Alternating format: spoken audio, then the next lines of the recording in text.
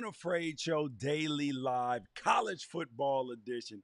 And boy, oh boy, week 7 did not disappoint us. And we got to figure out who the number one team in all of college football is because there are some legitimate debates right now. People don't want to have them.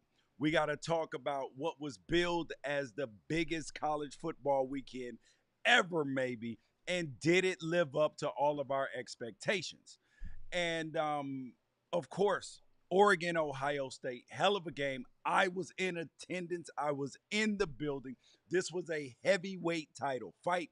We got to talk about what's going on with the Alabama Crimson Tide because they escaped in South Carolina, but are they really national championship contenders? And what the hell is going on with the SEC?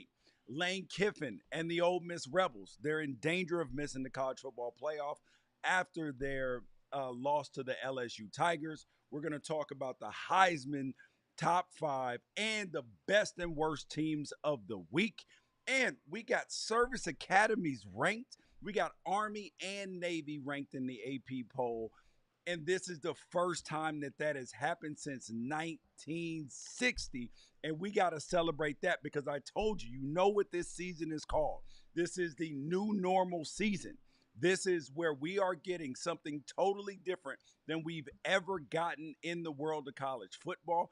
And honestly, this is pure greatness. It is pure greatness. Make sure that you guys like, subscribe, tell a friend about the Unafraid Show. If you're watching on YouTube or you're watching on actually, if you're watching on Twitter, go to Twitter, retweet it right now, real quick. Click the YouTube link. Make sure that you share it with a friend because we got a lot to talk about today. And yeah, because there are a lot of very mad people blaming the refs and everything else. So the first thing that I want to talk about is fans, people, fans. We're talking about fans that are getting upset about NIL and oh my God.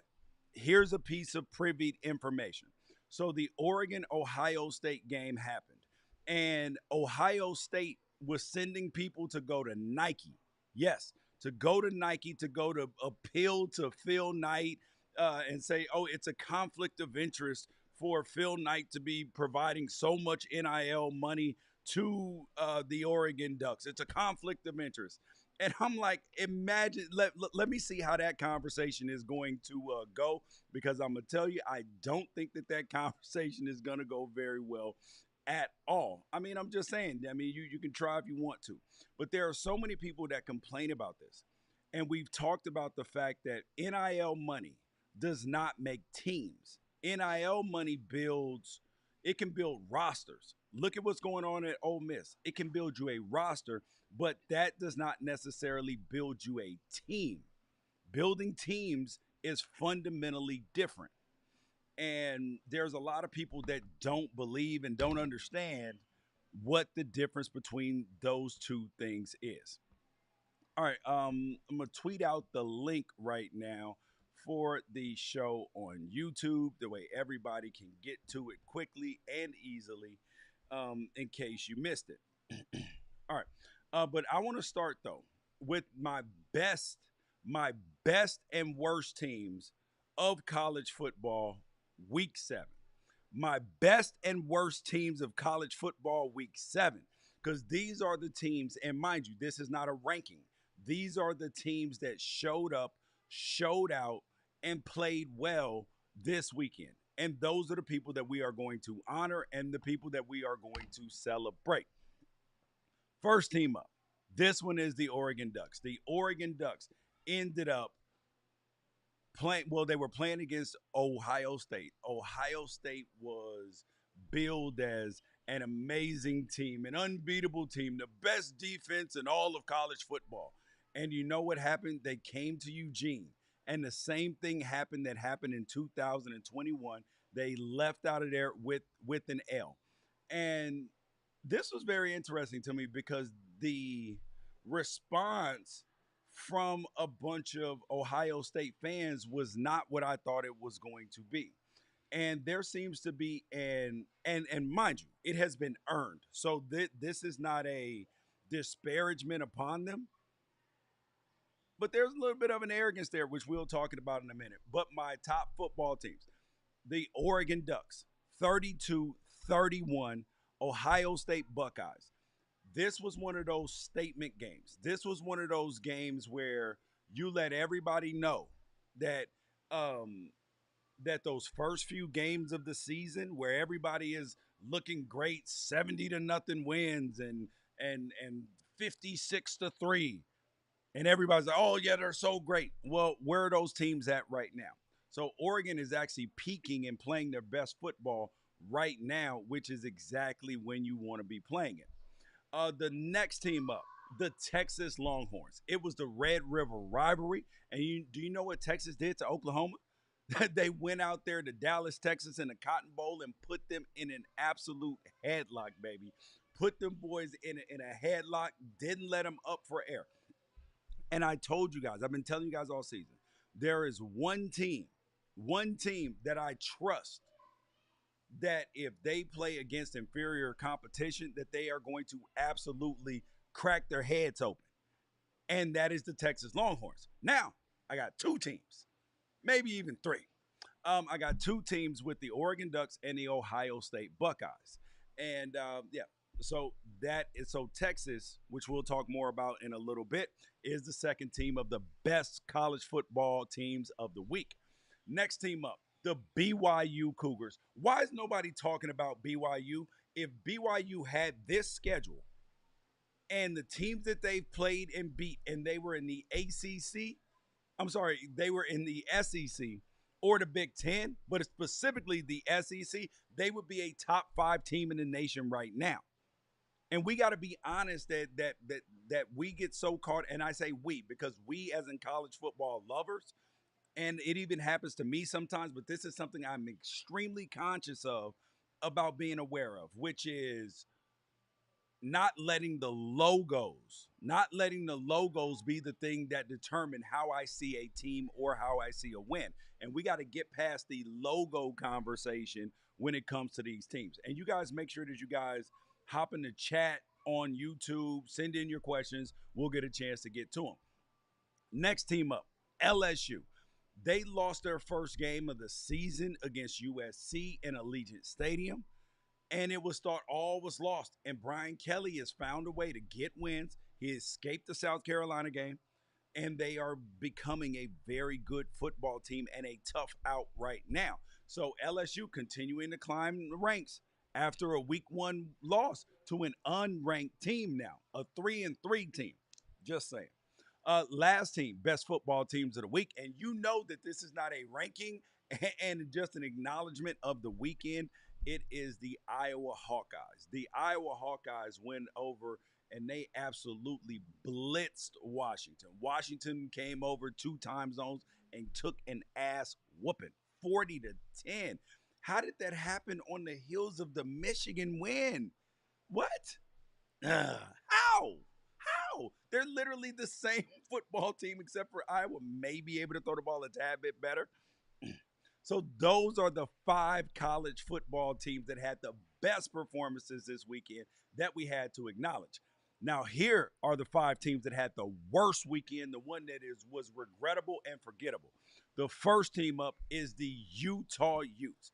Lord have mercy. Do you guys realize how much pomp and circumstance there was surrounding Cam Rising finally coming back? Finally coming back off the IR, and we thought it was a finger injury. And he looked like RoboCop when he came out there, got braces everywhere. He looked like the Michelin man. And I know that he got his ankle rolled up or his leg rolled up in the beginning of the game, but that's where the head coach, Kyle Whittingham, should have taken him out of the game because this 27-19 loss to Arizona State looks brutal right now because now you're not even a top 25 team anymore. This is not good. And truthfully, with Cam Rising now, they might as well go back to Isaac Wilson, their true freshman quarterback. Because and this is actually sad because Utah Utes fans, they were Cam Rising believers. They supported Cam. They were all in on Cam. But with the injuries, the unavailability, and then when he came back not playing well, they're like, please don't come back for another season. Like, it's time for you to move on. And it's sad, but this is the way it is. Next team up. It is rare. It is rare that we have a team on the worst college football performances of the week list that actually won. Yes, that actually won. And that is the Alabama Crimson Tide. Now, if anybody can explain to me how last week they lose to Vanderbilt, this week, they absolutely were on the ropes against South Carolina. And if it weren't for a South Carolina unforced fumble and then inability to do anything after they got the onside kick, this would have been another loss. Do you know what would happen to Oregon or Utah if they were? BYU, prime example. BYU struggles with somebody. Oh, they're not moving up the polls, or they're not staying the same. They're going to move down. And Alabama is standing pat at number 7. We're watching it. Stop paying attention to the logos, people. This is not a quality football team in terms of what we're used to seeing out of Alabama at this point in time. Now, they're doing the most important thing, which is winning. Because if you win, then you still have time to fix all your warts and mistakes. But this team looks undisciplined. This defense gives you opportunities. And this offense at times has been stagnant and hasn't been able to score. That's not a top 5 team. That's not a top 10 team. Like, let's get pet. Nick Saban ain't there no more. Is Kalen DeBoer a good coach? Yes. But are they a great football team right now? Absolutely not. And the next team up, the third team on this list, USC. USC fans, I've been on their message board, been on Alabama's message board. They are absolutely turning on Lincoln Riley at this point in time. They hate what they are watching right now. They played against Penn State. They lost in overtime, 33-30. Now, granted, yes, there was 2 missed pass interference calls in overtime, but you shouldn't have been in overtime. You let the tight end, and mind you, I'm a former tight end. I love tight ends. You let the tight end Tyler Warren, number 44, in case you were wondering, you didn't know what position he played for. He's their slash do it all guy. The man caught 17 balls for 224 yards and a touchdown. He was the only person. Nobody else had more than 4 catches. 4, 3, 2, 3, 1, 1. That's it. He was it, and you couldn't stop him.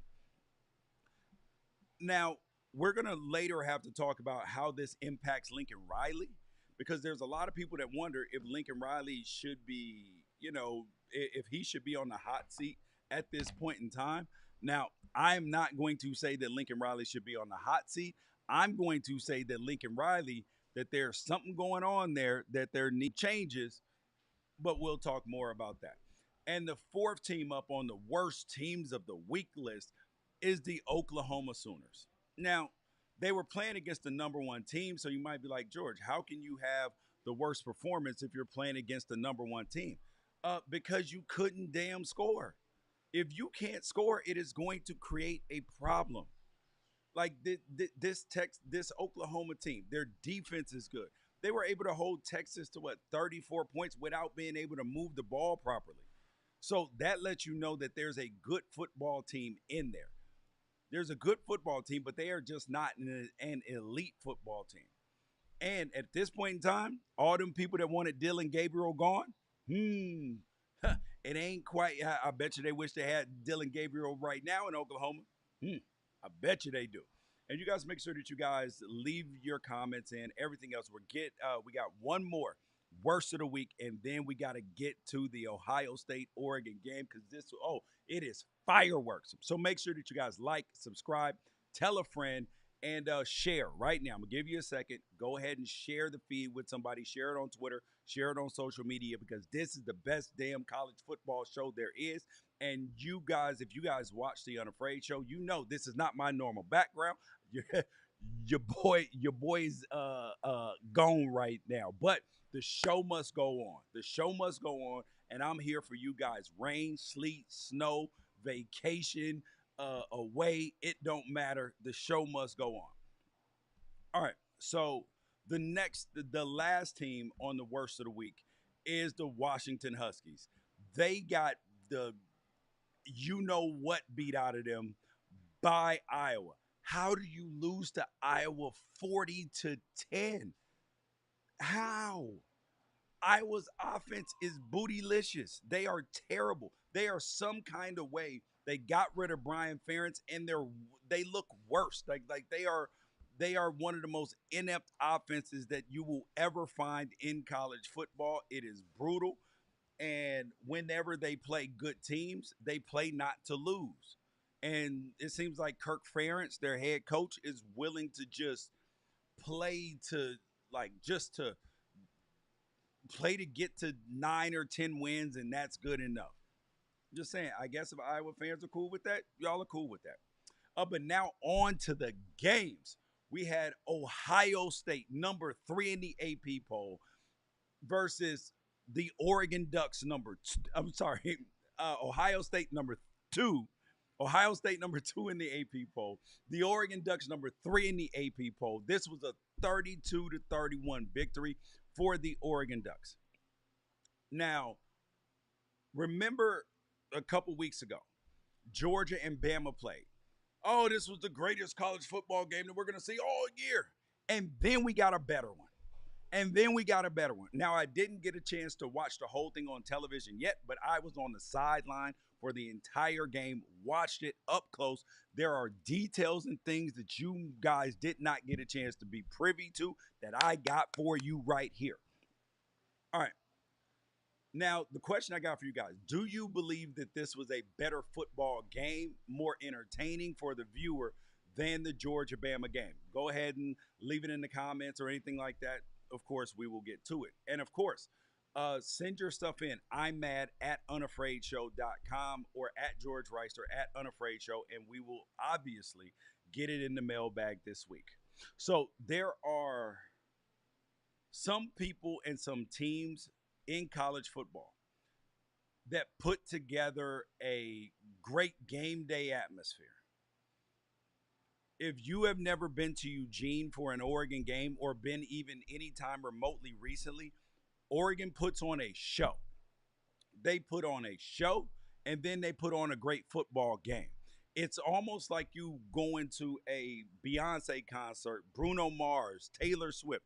You're getting a show in addition to the performance. The performance is important, but the show is great. The environment was insane. And I'm not sure if there's a better game day college experience in the country. So it all started with the Oregon Duck. He came out and did this greatest showman thing. They got circus acts out on the field, flamethrowers juggling. This is the greatest show. And you hear my voice is all jacked up because I was yelling on the sideline. The show before it, and then it's amazing. Then the team runs out with the Harley Davidson, everything. Got video of that, which we gotta put in it today. It was amazing. Yeah, it was great. And then came the game. And starting with the crowd, the go Ducks. And all week, all I had heard all week from people was, oh my God, guys, look. There's only 60,000 people there. There's only 60,000 people there. Ohio State has played in front of way more people. They played in front of way more people than those Oregon Ducks are. They played in front of way more people. And I'm sitting there like, yes, you played in the big house, which has over 100,000 people. Yes, you have played in, Knoxville with 100,000 people. You've played in big stadiums. But there is a difference. The science, the math tells you that 127 decibels, I don't care how many people it is loud AF. And the Ohio State Buckeyes experienced it. They experienced it on a level that they did not expect. You had multiple false start penalties, delay of games. They were having trouble communicating, everything else. Their fans are on their message boards and on Twitter and everything. They're letting you know it was loud as hell in there. Loudest game day environment that a lot of them had ever been to.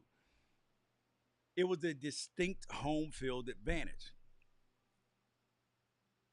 And there were people after the game talking about Ohio State fans. Like, oh, I can't believe they called that offensive pass interference. They're even their own coach Ryan Day got up in who has done a great job as coach of Ohio State. But after the game, he got up there and made excuses. Oh man, we're not gonna blame it on an offensive pass interference call or this call. We're not gonna blame it on that.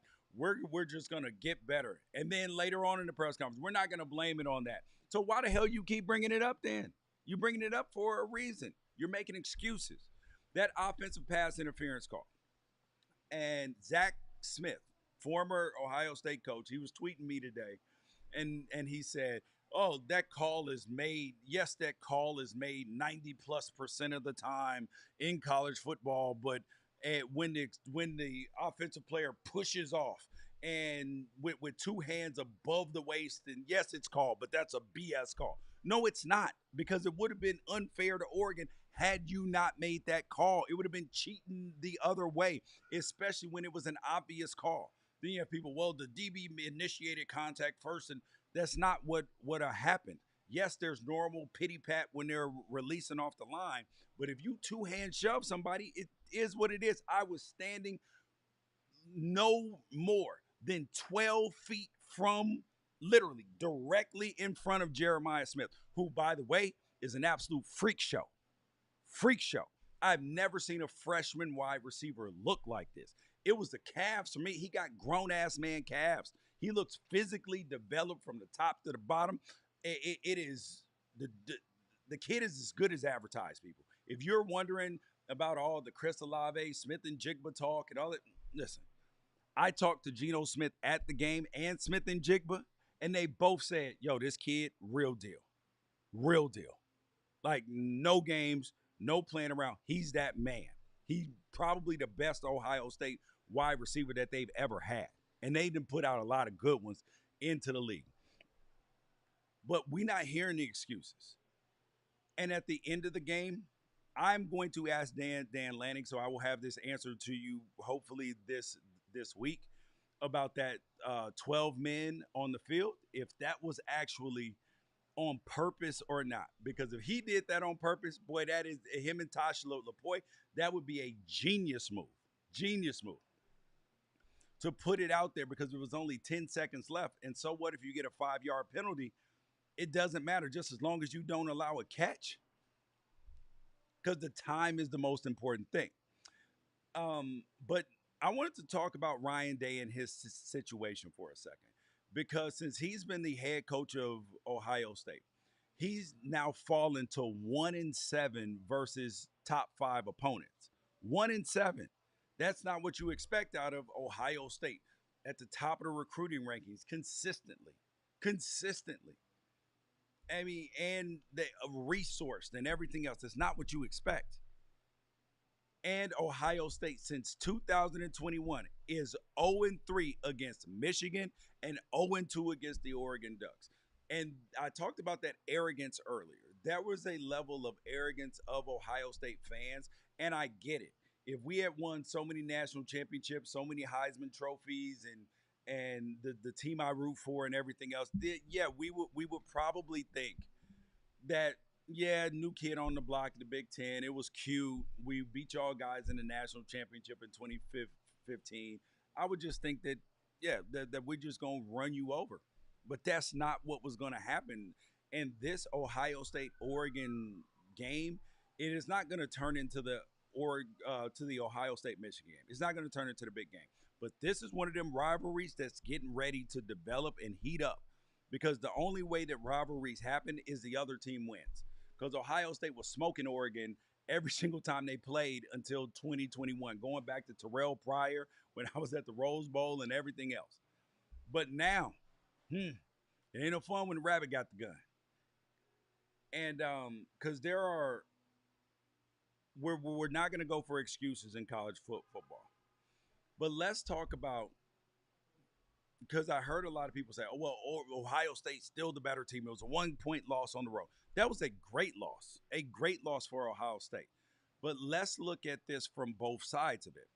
First of all, Ohio State, really good football team. Will Howard is bigger than I thought he was. Seeing him up close and in person, dude's a tank. He's tall, he's thick, like he's a tank. This team looks good getting off the bus. Their offensive line, they lost both of their tackles, I believe, at one point in time, and then one of them came back. But this Ohio State team is a formidable team, and they are one of the three best teams I believe that I've seen in college football. Oregon, Texas, and Ohio State. Those are the three teams that I've seen this year that are the best at this point in time. This was a physical football game. This was a high level football game. You had playmakers, you had big plays, you had broken tackles, you had hard hits, smart plays, special teams, everything in between. In between. And this Oregon, and well, let's finish Ohio State first. Ohio State has the opportunity. They still have to play Penn State, which now has elevated for all the people that said the regular season is not going to be as magnified. That Penn State game is going to be as magnified as it gets, particularly if Indiana continues to win, because they're tied with Oregon at 3-0 atop the Big Ten standings. That's going to create a must-win situation for a lot of teams, and particularly Ohio State. So this was not a bad loss at all. This was a good loss. But now let's talk about the Oregon Ducks, though. This is a team that went from 7 sacks between Idaho and Boise State to none versus Ohio State, UCLA, Oregon State, and Michigan State. So they are peaking at the correct time. And this is a good football team. And now one of the things I want you guys to pay attention to, because Oregon does something that I've seen Georgia do, Alabama do, Ohio State has done it. Earlier in the season, or when they're playing inferior opponents, they're not piling up stats amongst their best players. They're spreading it around because they're playing more players. They are playing the young guys, getting them reps and everything else. But when it came down to a big game, Jordan James was pretty much the only back that took carries for the Oregon Ducks. The wide receiver rotation was down. The D-line rotation was down. Linebacker rotation was down, aside from their packages and situational stuff. Same thing with the DBs. When it comes down to it, the stars are the guys that are going to play. But this is a game that led me to believe who the number one team is. But I'm not going to tell you who the number one team is until I tell you about the Texas and Oklahoma game. The Texas and Oklahoma game, the Red River rivalry, 34-3. Texas laid into Oklahoma. Oh my Lord, this was a headlock, bend him over, give him a noogie, put him in the toilet, flush it, and give him a swirly. That was the kind of game that this was. Now the question was, who was going to, like, how was Quinn Ewers going to respond to being back? Because he had missed the previous 3 games with an oblique injury, and then he was going to come back, and Arch Manning had played extremely well. So, and remember, I had pointed out that Arch Manning could be making a run at this starting job, and Texas said, "Oh, George, you're crazy." Oh, but in the first quarter, when Quinn Ewers came out slow, what was y'all doing?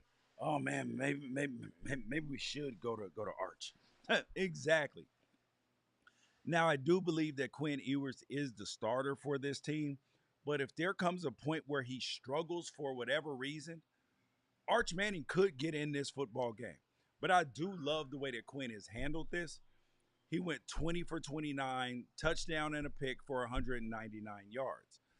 But it was this Texas defense, because Oklahoma has had struggles on offense all year. All year. They started out with Jackson Arnold at quarterback. He was turning the ball all over the place. And then Michael Hawkins Jr., who started this game, he went 19 for 30, a buck 48, no touchdowns, no picks.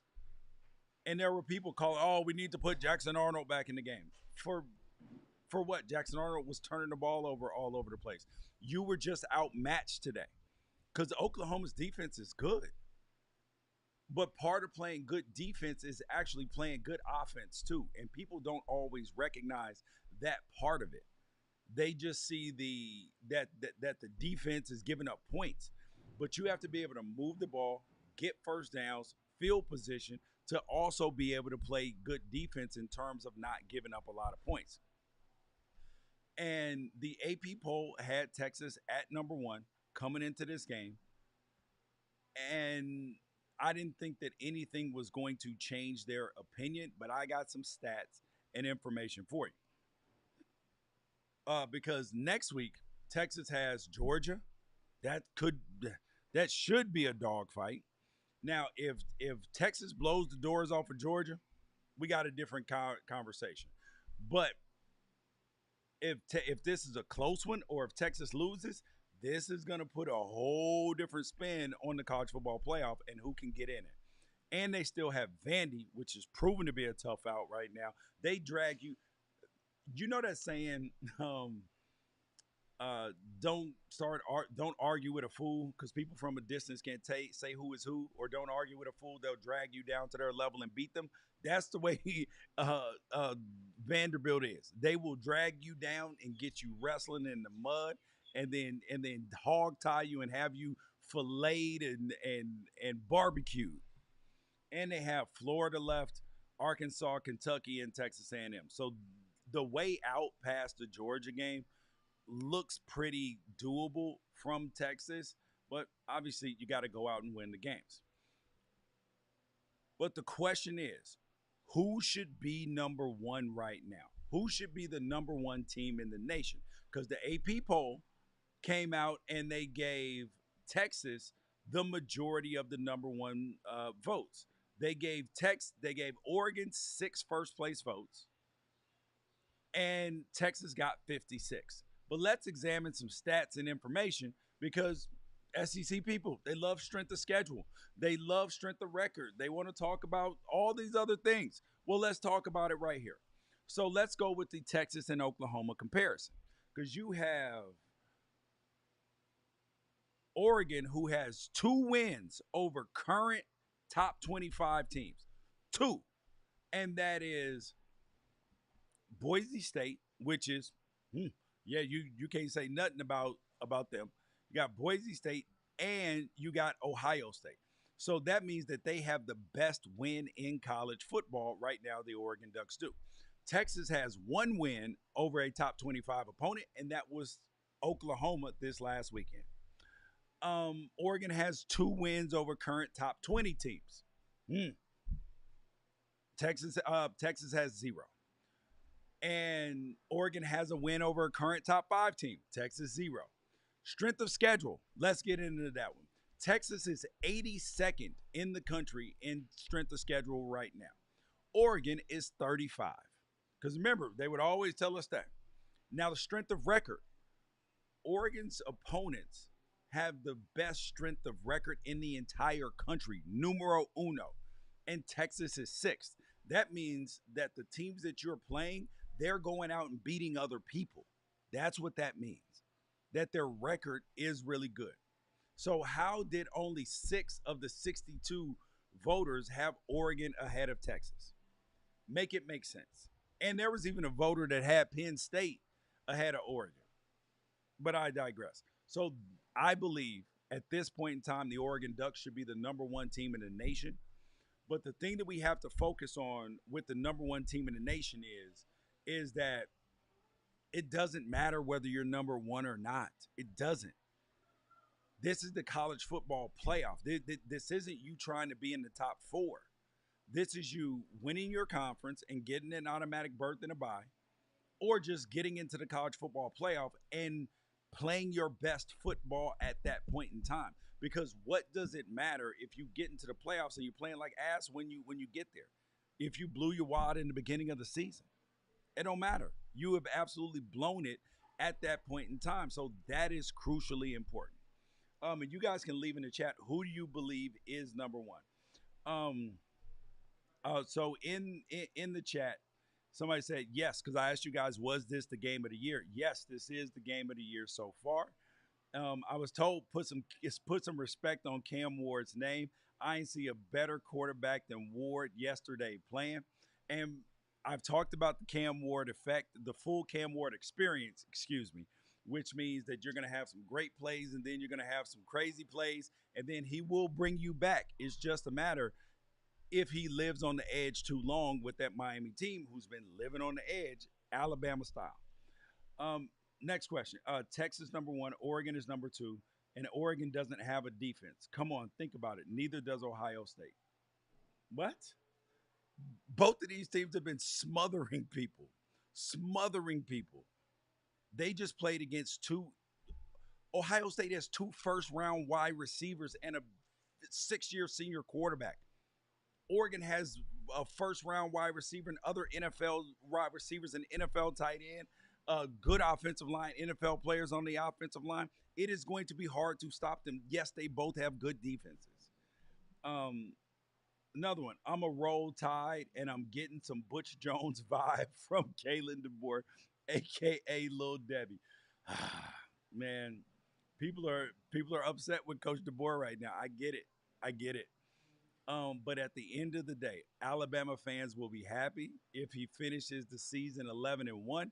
But they're used to the disciplinarian that Saban was, and that's clearly not what Kalen DeBoer is.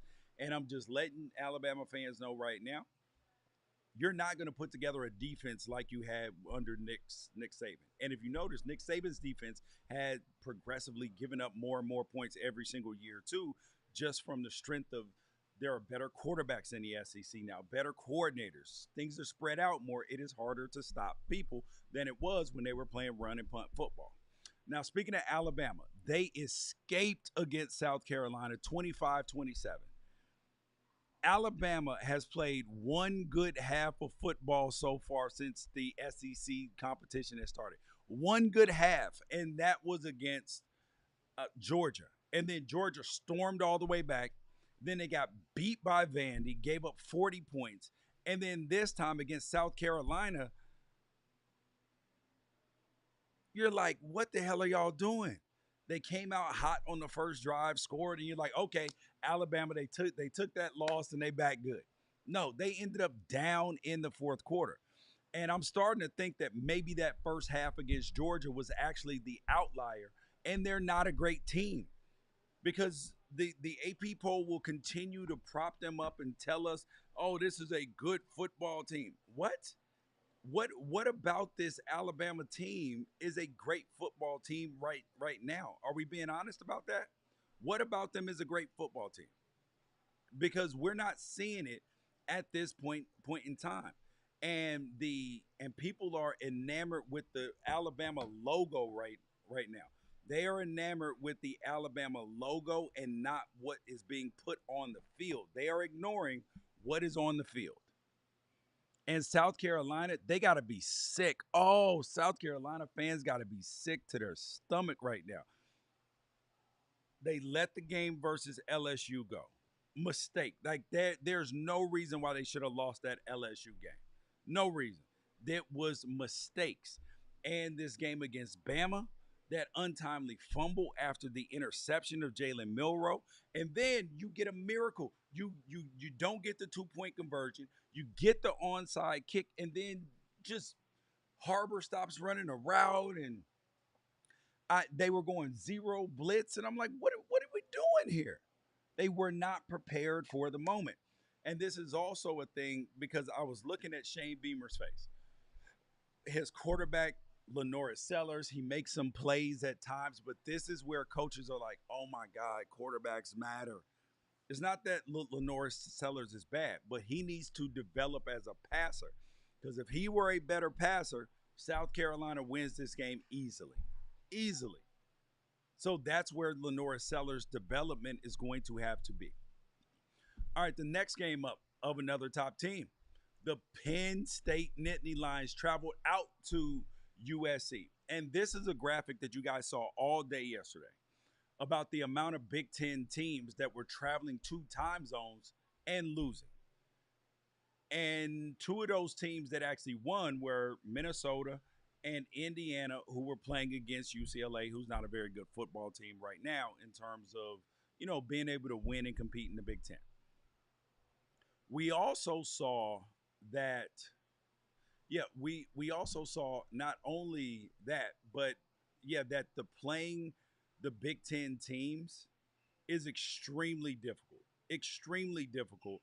and this time zone issue is going to be a thing. It is going to be a thing, and people are trying to make it into something that it's not. It's very for real. So you have Oregon playing against Purdue this week on a Friday night after that emotional win. This could be the hardest game that Oregon has to play all season. I'm telling you. I'm telling you. Just because it's harder to handle success than it is failure. But this was a 33-30 overtime win. And honestly, this game shouldn't have even been in overtime. And when you look at the USC board, there is a meltdown happening, a meltdown about Lincoln Riley. And I gotta spit some facts here, people. I gotta spit some facts to you about Lincoln Riley because it is easy, people. It is easy to look at this and be like, USC's 3-3. They suck. Lincoln Riley's a bad coach. He doesn't know what he's doing. Everything. That's the low hanging fruit. Don't do it. There are positives that are going on. And I'll equate this I will equate this to a life lesson. When you are trying to build a new habit, right? What they tell you? It takes you 21 days to build a new habit. And USC is trying to build a new habit. They are trying to build a new habit of physicality and defensive intensity and changing their football character and their football life. So if it takes 21 days to build a habit, let's say it takes 21 games to build that sort of habit for your football team. And USC is only 6 games into it. They are more physical than they were. They would have gotten blown. They would have got blown out a year ago. They're playing a tougher schedule. So they are in the middle of that 21 game building a new habit. Because USC honestly is not in a bad spot. They have to recruit better because they don't have the depth. Lincoln Riley has to get the quarterback that he really wants. And it's not that Lincoln Riley's a bad quarterback, but he's not the type of quarterback that Lincoln Riley is used to having, which is a mobile guy. But the problem with USC is, I talk about this all the time, that expectations breed disappointment. And the expectations after that LSU win early on were, oh my God, this is going to be 11-1 season, a 10-2 season, could be the playoffs. So, and the fans had it all wrong. This was never going to be that. And are there brighter spots? Yes, the defense looks significantly better. Significantly better. The offensive line is better. You're actually able to run the football now. Things are moving in the right direction, and Lincoln Riley has figured out you got to play some damn defense. Now, he may only get D'Anton Lynn as his defensive coordinator for 1 year, but he's going to have to stick with that mentality. Otherwise, year 4, year 5 are going to be terrible for him. And his contract is so big, ain't no fire in Lincoln Riley. You better hope he get it together. It's that sort of thing, because this ain't Texas A&M out there in LA right now in terms of buyout money and all of that. Now, USC in this game, because their fans were like, yo, there was 2 bad missed defensive pass interference calls in overtime. You are 100% right. 100% right. They were bad. Especially the one on the outside. That was atrocious. That was gross. That was bad officiating. But you were in overtime already. And then you had Miller Moss, who's been good, missed a crucial throw that went for an interception. And missed a throw that ended up incomplete. Field goal kicker misses a field goal. Then you lose in overtime when Penn State kicks a field goal. It sucks. And especially when Drew Aller, Penn State's quarterback, who had come into the game 552 pass attempts, only 3 interceptions. And they got 3 interceptions out of him in the game. In the game. But he did throw for 391 yards. And USC only committed 1 turnover. So they won the turnover battle and still lost the football game. That lets you know that Penn State is a good football team. However, I'm a former tight end, and the fact that they let Tyler Warren, and I know that Penn State uses him extremely creatively. They are amazing with the way that they move him around. They put him at Wildcat quarterback. They've let him. He's thrown a touchdown this year. He's rushed for a touchdown. He's done a lot of creative things.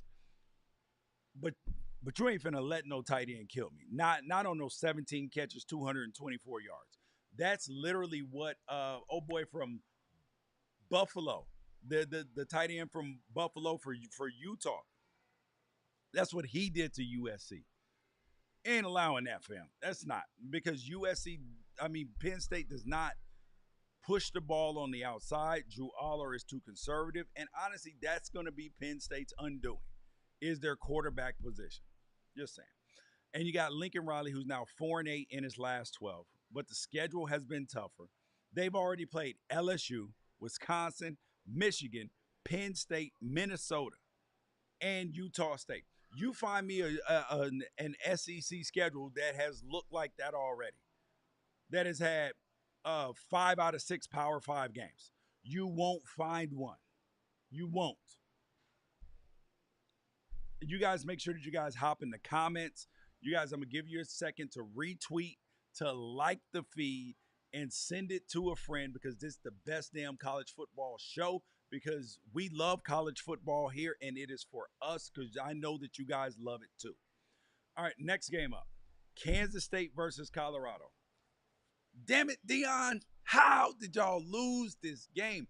This was honestly the most important game of Dion's short college football Power 5 career so far.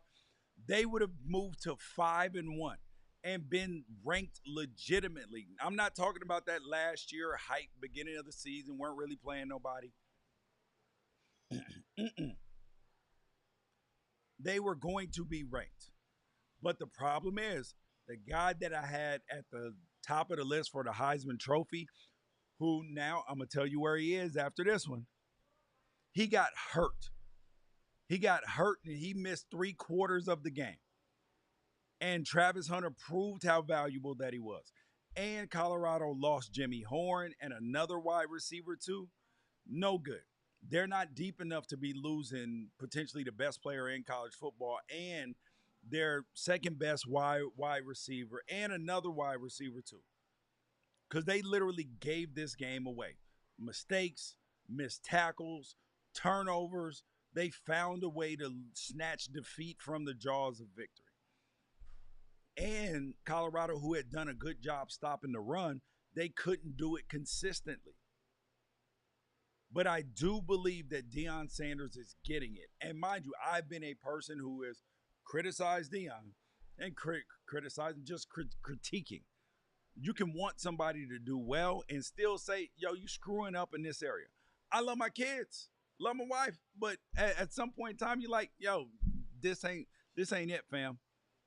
We got to fix some things. And that's exactly where Deion is right now. But I do believe that he's figuring it out big time.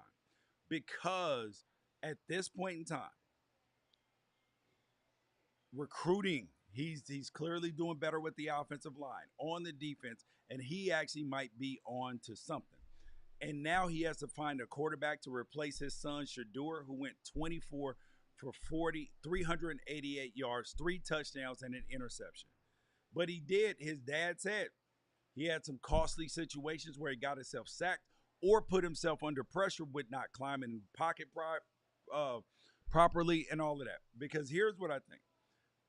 Shedeur in his mind thinks he's a different type of athlete than he really is. He's not the athlete his dad is, not the athlete his brother Shiloh is, not either one of them. And sometimes he tries to move like that, and he not like that. But this Kansas State team, they are good and terrible. Chris Kleiman has done a good job coaching them up, but their strength. There's a quote that I love that says, "The a man's strengths and a man's weaknesses flow from the same well." Well, the strength of Kansas State in their offense is their quarterback Avery Johnson, his playmaking ability, being able to run, throw, and do all the creative things that he does. But that's also the thing, Avery Johnson, that causes them to be able to lose football games because he's young. He will make mistakes. He will put the ball in harm's way. He will fumble. He will do anything as well. He's a he's a young player.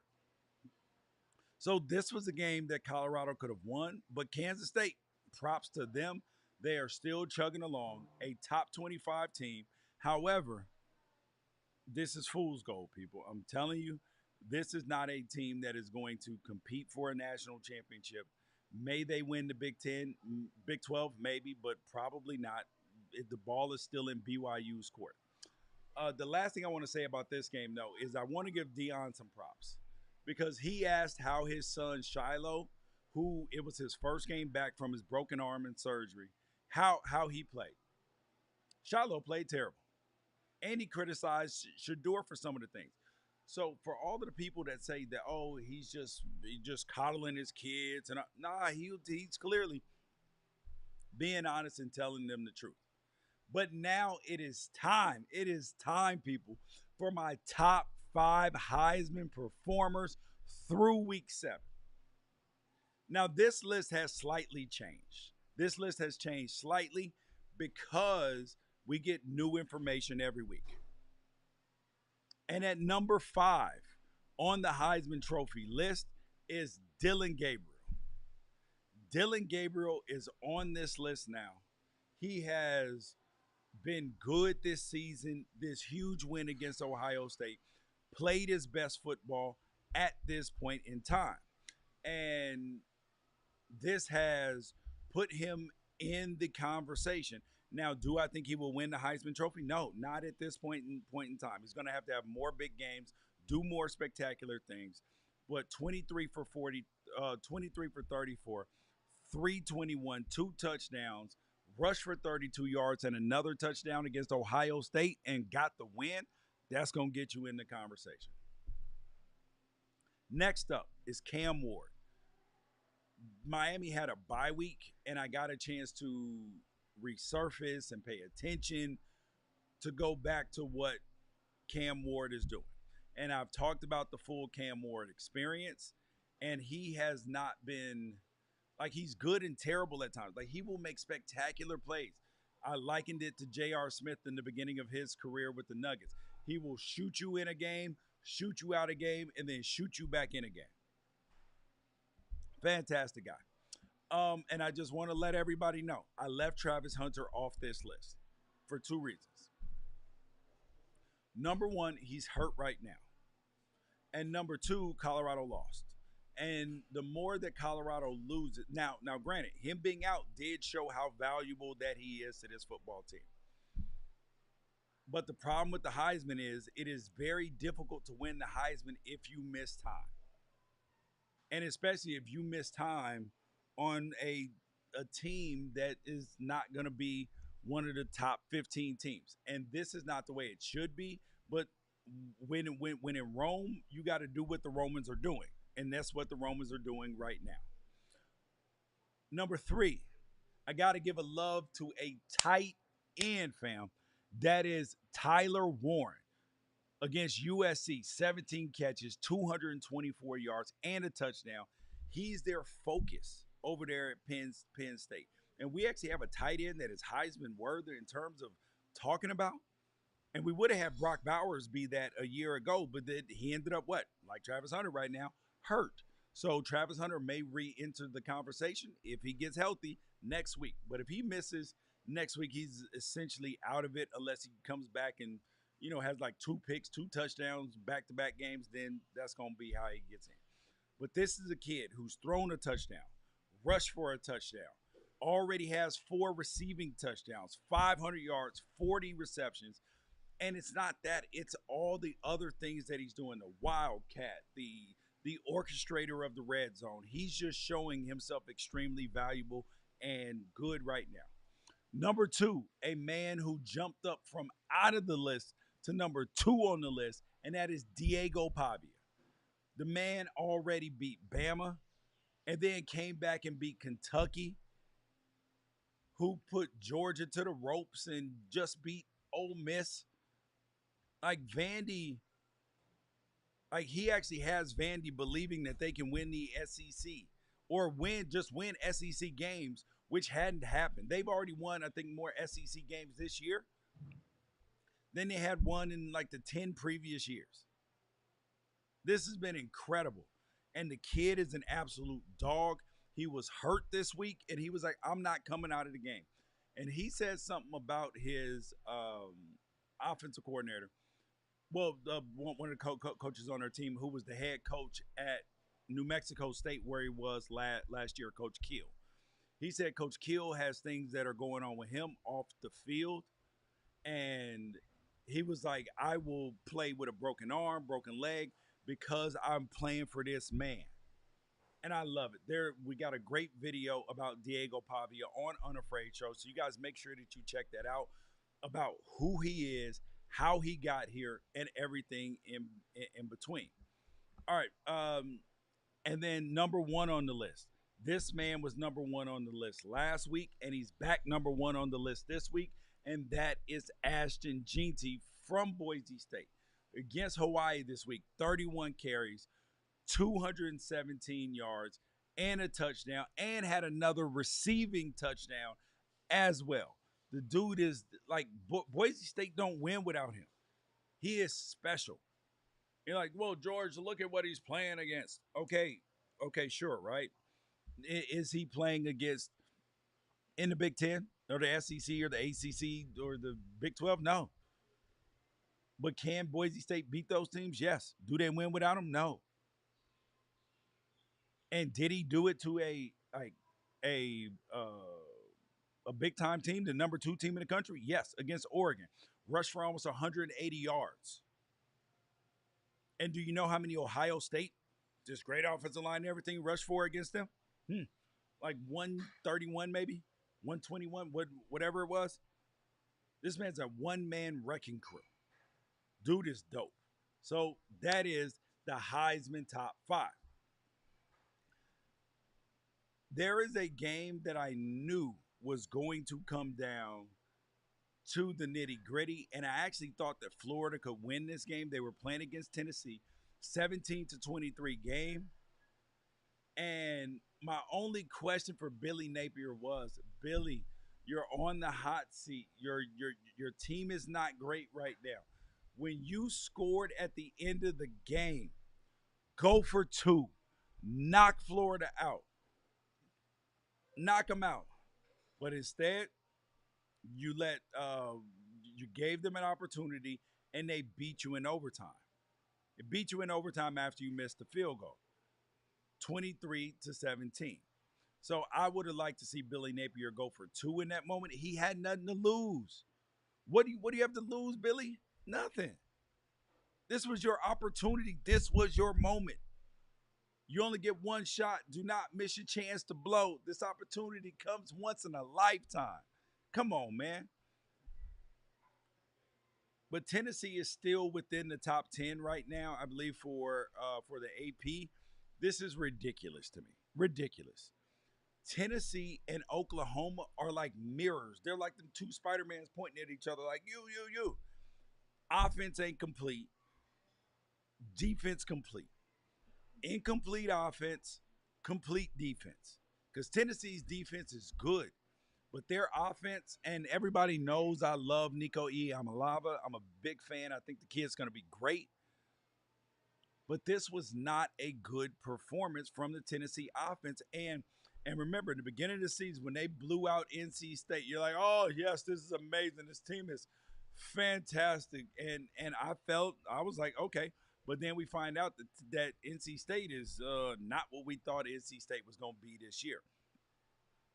And this Tennessee offense was able to muster, what, 312 yards. That's it. No touchdowns thrown by Nico and an interception for 169 yards. This is not the type of and they only rushed for 143.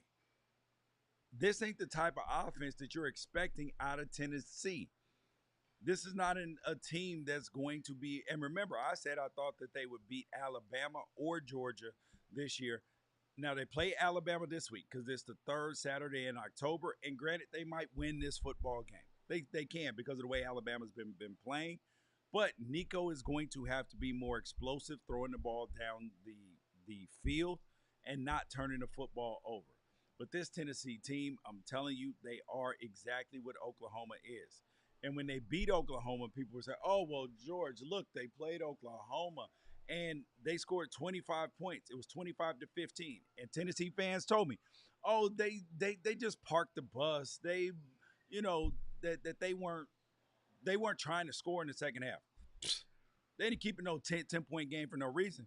But ever since then, they've scored 14 points. So they started out the season against Chattanooga, 69 points. NC State, 51.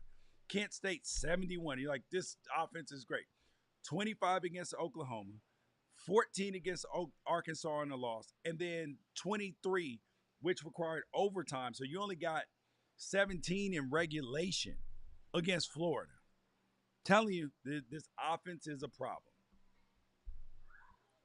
And now on to the next game. Ole Miss versus LSU. 26-29 LSU. And Jackson Dart at the at the post-game press conference after the game said he doesn't know how they lost. He sat up there, he said, "I don't know how we lost this game. I don't know how we lost this game." I do. I know how you lost this game. Ole Miss is a collection of NIL talent right now. They are not a complete football team. And Jackson Dart was talked about as a Heisman candidate and everything else. He came out and had an okay game, 24 for 42, 284, touchdown and a pick. Solid game, but nothing heroic or special. That's what we expect out of you.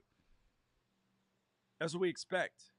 And Ole Miss number one transfer portal class. Now they're sitting at 5-2 with losses against Kentucky and now LSU.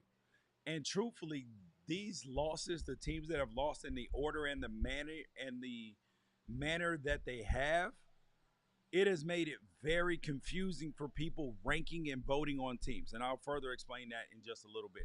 Made it extremely difficult. But this Ole Miss team ran the ball 41 times, buck 81, had a long one by Bentley to four for 50 yards, huge play. They averaged 4.4 yards a carry. This was just a rock fight because they scored 17 points in the second quarter and only got a field goal each of the next three quarters, including the overtime. Then you had LSU, who just keeps chugging along, chugging along. Nussmeier threw for 337, three touchdowns, two picks. And I'm going to tell you right now, listen here and listen here good, people. In the AP rankings that came out today, the LSU Tigers came in at number 8. There is nothing number 8 about this football team. I'm letting you know that right now. This is fool's gold. Fool's gold. Now, might they end up in the playoffs? Sure. Sure they might. But I'm going to tell you right now, listen up and listen here good. This is a team with the rest of their schedule has opportunities to lose because they got Arkansas coming up this week, losable game. Then they got Texas A&M, which I believe Texas A&M is much better than we thought they were after that Notre Dame game because Notre Dame has recovered. They got Alabama, Florida, Vanderbilt, and Oklahoma. This is not an easy road out to get out for LSU without another loss. I predict 2 more losses for LSU before this season is over with, finishing at 9-3 and probably missing the playoff. Now your comments right here. So we got another one. that they agree with me about Bama and but the question is Pavia, Diego Pavia, Alabama's quarterback, is he I'm sorry, Vanderbilt's quarterback, is he an NFL guy? This feels very and I know it's hard for people to hear. This feels very Tebow-esque, except for he probably throws the ball better than Tim Tebow did. Very Tebow-esque. He's a winner. He's a great guy to have around. Probably should be coaching you. Probably should be a head coach someday, but doesn't look like an NFL talent at this point in time. All right. Now I want to talk about the teams that nobody is talking about right now. There are a bunch of teams that nobody is talking about in college football. One of them, Notre Dame, 49-7 win versus Stanford. This team is slowly getting better. Their quarterback, Riley Leonard, his passing yards, they ain't going to excite you. He only had 229 yards and 3 touchdowns. But this defense and this run game is for real. They are for real over there at Notre Dame. And the stink from that Northern Illinois loss is wearing off because that Texas A&M win continues to look better and better. That Louisville win is solid. And when you look at what Notre Dame has on the way out, they got Georgia Tech next week. And so there's a lot of available opportunities for them. The next game the next team that nobody is talking about is the Clemson Tigers. 49-14 win at Wake Forest. Yes, it's Wake. It's the same team that Ole Miss blew out. So we're not putting a lot of stock in that. But they do continue to dominate. And Cade Klubnik doesn't look sorry like he did last year. He's a much improved quarterback. 31 for 41, 309 yards, 3 touchdowns. But this schedule is very, very light. Very light for Clemson.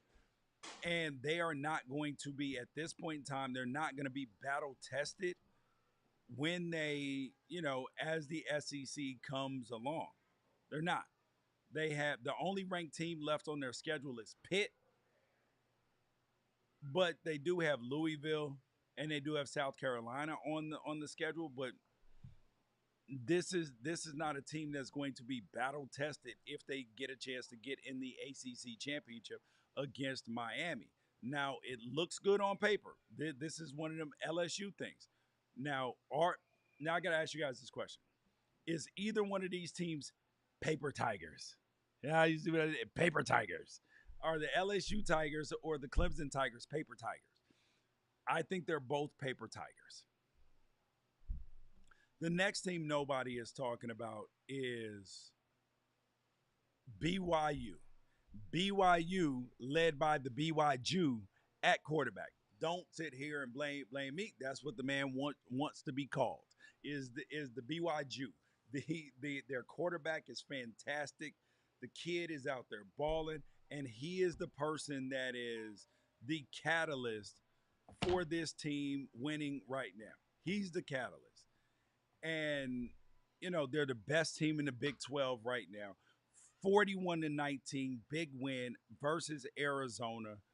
And we got to talk about them because because they are ranked number 13 in the AP poll. Wait till y'all see the Unafraid Show poll this week. It is going to make people's heads spin.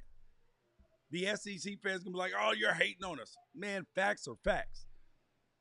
If they've beaten Kansas State. They beat SMU. They've beaten Arizona. And now on the way out, they got Oklahoma State, UCF, Utah, Arizona State, who probably should be ranked right now as well. Just saying, if the SEC had beat this sort of schedule, they would absolutely be ranked higher than 13 at this point in time. The last team that nobody's talking about is Pittsburgh. That team is 6-0, led by Eli Holstein. I explained to y'all who Eli Holstein was last week. Their redshirt freshman quarterback. This kid is good. This kid is good. And this team just continues to get better, better, and better. Now, was this a pretty win this weekend? their 2-point win, 15-17 over Cal. No, but Cal's tough. You saw that with Miami last week. But the fact that they came out with a W is the most important thing. And they got Syracuse this week. And I like what this Syracuse team is doing. I got Syracuse ranked the previous week in the Unafraid Show poll, but we'll see tomorrow if they are ranked again. But the last thing that I wanted to talk about is Georgia.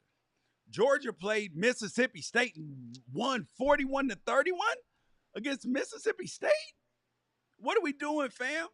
What are we doing? What are we doing?